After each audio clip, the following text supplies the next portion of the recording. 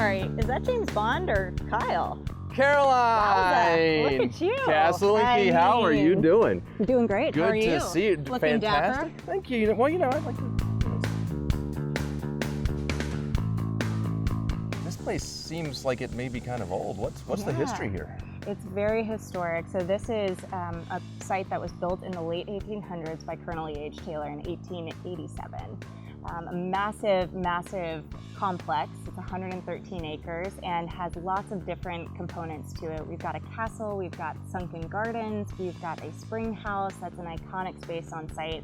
And Colonel Taylor built all of this to entertain guests. He was really the father of the modern bourbon tourism movement. So 1887, has this place been cranking out bourbon ever since 1887? It did for a while. So Colonel Taylor operated here until Prohibition happened.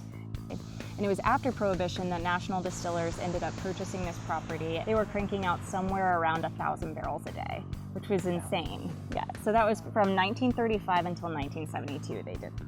And so for 40 plus years, it was becoming overgrown and not kept in shape. And so it was in ruins by the time our owners found it in 2016.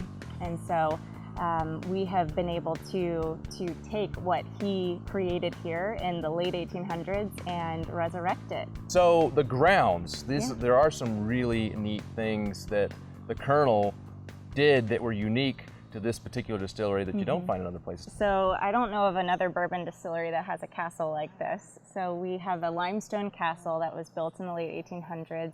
We have sunken garden that looks like and mimics the Windsor Castle grounds. I assume that somewhere near here there is a flowing creek, river, or something where water comes from. So we have an iconic spring house on site that Colonel Taylor actually built this spring house around it to highlight this water source. So it's an underground aquifer that fills itself up twice a day.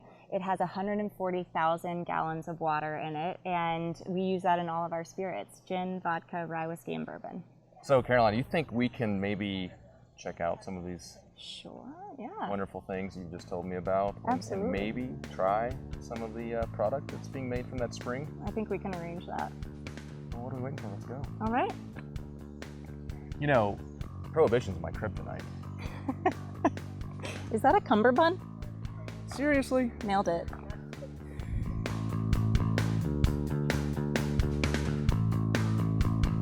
I see two bottles here with some neat labels. This is the Castle and Key vodka, and it's pretty cool because it shows you the mash bill right on the front, what it's made from. Tell me a little about the vodka. Really wanted to create a special vodka. Vodka, as defined, is a odorless, tasteless spirit, but for us, we wanted to make sure that there was still character involved in the base that we were creating. And so we used our bourbon recipe, and then we redistilled it up to 190 proof and made it that odorless, tasteless spirit. So this is 190 proof. Well, that's fantastic. we distill it up to that, and then we bring it back down to the proof that we were going to land at. 190 proof would be a little bit much in a cocktail. That's true.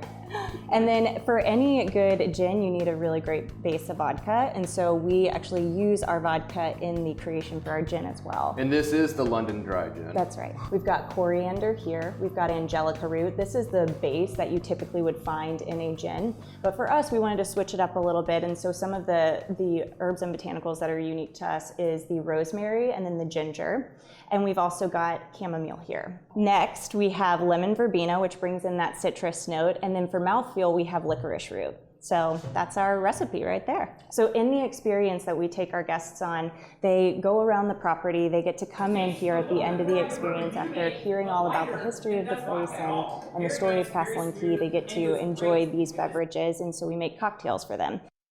The vodka, Yep. the gin, Yep. cocktails. Obviously there's maybe something missing here, but that's going to be ready soon. Sure. The darker liquid is what I'm talking about. Yeah, the brown spirits, Yeah. yes. So we have our rye whiskey is going to be released in 2020, which we're incredibly excited about. And then our bourbon is going to be released in early 2022. So folks can come in and try that as well once they're here. That's right. But in the meantime, we have cocktails, and so wanted to share one with you. Absolutely. This is our classic gin and tonic with Jack Rudy classic tonic syrup. So you can smell real citrusy on the nose.